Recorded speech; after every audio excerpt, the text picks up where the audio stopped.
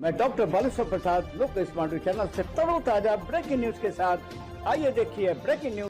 गणेशोत्सव से पहले महाराष्ट्र में कैबिनेट विस्तार, एनसीपी विधायकों को मौका, जाने अजीत पवार के खास का दावा। एनसीपी सांसद और अजीत पवार गुट के प्रदेश अध्यक्ष सुनील तटकरे ने बड़ा दावा किया है। उन्होंने कहा कि महाराष्ट्र मंत्रिमंडल का विस्तार गणेशोत्सव की शुरुआत में किया जाएगा।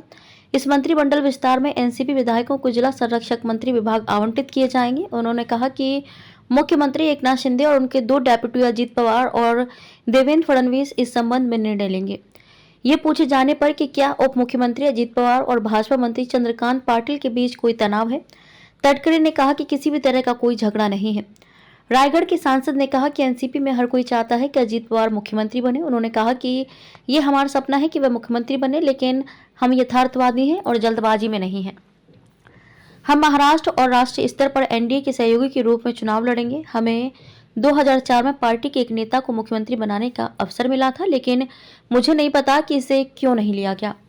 शिवसेना की तरह आयोग एनसीपी के लिए भी करेगा फैसला। तटकरे ने विश्वास व्यक्त किया कि भारत का चुनाव आयोग ईसीआई जैसे शिवसेना के मामले में किया, वैसे ही अजीत गुट को असली एनसीपी के रूप में मान्यता देगा।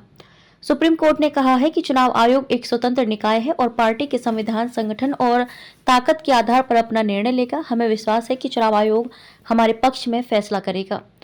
अजीत पवार ने फिर शरद पवार पर साधा निशाना। इधर अजीत पवार ने दावा किया है कि एनसीपी के सभी विधायकों ने शरद पवार को पत्र लिखकर उक्त वक्त सरकार में शामिल होने का आग्रह किया था, जब उद्धव ठाकरे की अगुवाई वाली सरकार जाने वाली थी।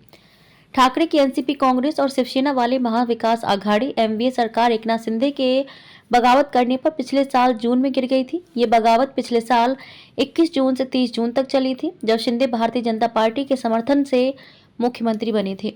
शिंदे के नेतृत्व में हुई बगावत के दौरान राकांपा के कई विधायक गुजरात के सूरत और वहां से असम ले जाए गए थे।